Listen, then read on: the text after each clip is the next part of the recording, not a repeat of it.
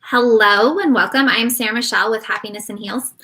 I wanted to go live today to talk to all of you about inner child work and why it's important.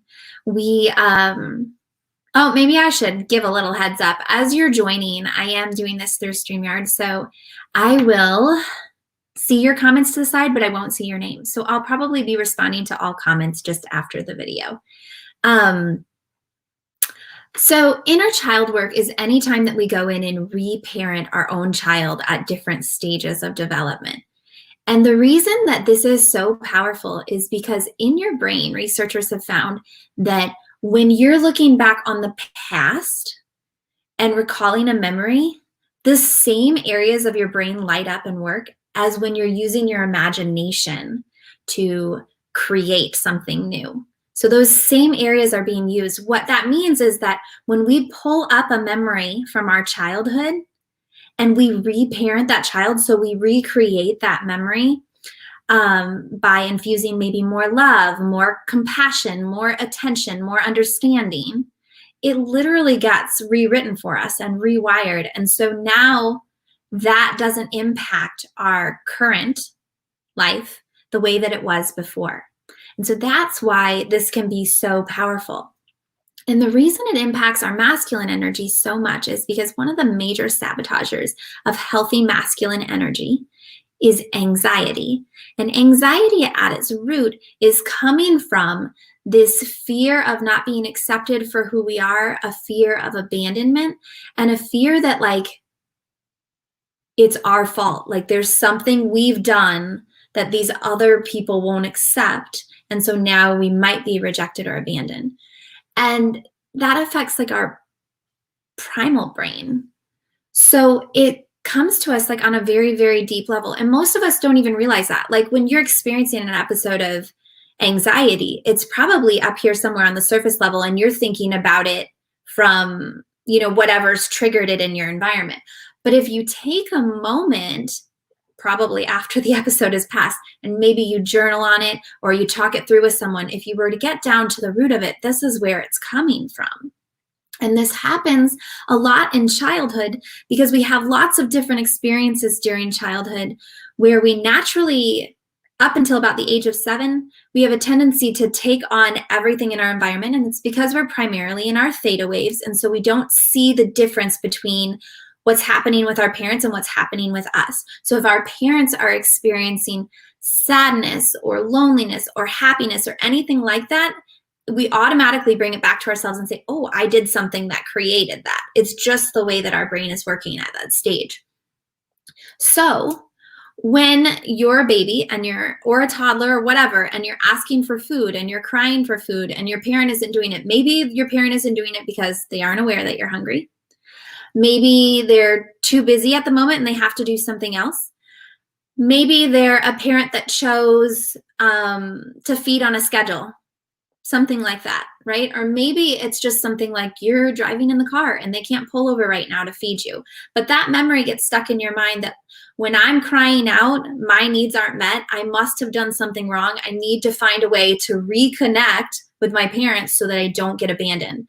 Because at the childhood stage, if you get abandoned, you can't provide your own food, drink, shelter, safety, all of these sort of things. So it means you'll die, right? And that's what's happening when these episodes of anxiety happen. So it's really powerful for us to go backwards and find those moments where we felt like that and reparent that child. And so what we're really doing is getting into, you can do it through journaling or a meditation or something like that. You're just going back to the memory and you're talking to that child and you're finding out what that child's feeling, how that child's experiencing it, and then reparenting them from what you know today. Okay, so let's go back to a case where, like I said, maybe say you're 6 months old and you're crying out because you're super hungry, you're in the back of a car. Well, your 6-month-old self doesn't realize, okay, well, it's not that they don't want to feed me, it's that it's impractical to feed me right now because they're stuck in traffic or whatever. So now your version of you today at 30 some years old or whatever can go back to that scene in your mind and let that child know, hey, this is what's going on. You actually are loved. You are cared for. We're going to get you food as soon as possible. And you're rewriting that memory. And that's super powerful for healing your masculine energy, because what it allows you to do moving forward is when you're stuck in states of anxiety and stuff like that, you're reacting to your environment. But a healthy masculine responds to their environment, which means that they take in all the stimuli and all the information, and then they make a decision on how they want to act and how they want to move forward. They're not just automatically reacting. Okay. And the reason that it's important to heal your masculine energy, even when you're someone who wants to be primarily feminine, who enjoys being in her feminine, is because it's two sides of the same coin. So you need both to be healthy. It's not always easy to work on both at the same time. Usually when women come to work with me, they've been in their masculine too long and they're depleted. They're burnout.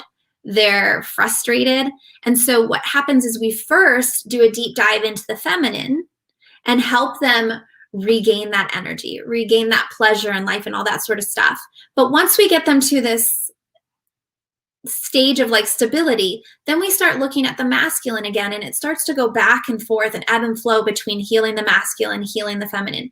Because especially if you're a woman who wants to call in a relationship, not only do you need to know how to stand in your feminine energy and open your heart space and receive and stuff so that you can attract that masculine man, but the level your masculine energy is at is the level of masculine man you're going to call in. So you can't just be all like, okay, I've opened my heart and I'm ready to go and call in this masculine man, but then have this, toxic or negative masculine energy that's unhealed, because then you're going to keep calling in these men that are at that stage, and it's not going to feel good to open up in your feminine. In fact, you might not even be able to open in your feminine because it's not going to feel safe. So that's why it takes time to work through these things, and why I hold people in a coaching container for months at a time, because we have to work on both sides of this in order to really call in those healthy relationships that are long-term, last. So anyway, that's all I really wanted to share today. And then I wanted to invite you to join us in Fabulously Feminine. It's my monthly membership. It's $79 a month. And each month we add trainings. There's a group coaching call. We've now added Facebook Live Q&As. And then I provide energy work in there each month. And all of this is housed within our membership site. So when you join now, you get access to everything that's happened in previous months. And then each month you'll get additional new stuff in there. If you'd like to join, use the link that I put in here, members.happinessandheals.com. And all you'll do is you'll scroll through, choose Fabulously Feminine, click on join, enter your information, and you can join us in our community. We'd love to have you. Thank you. Have a good Saturday.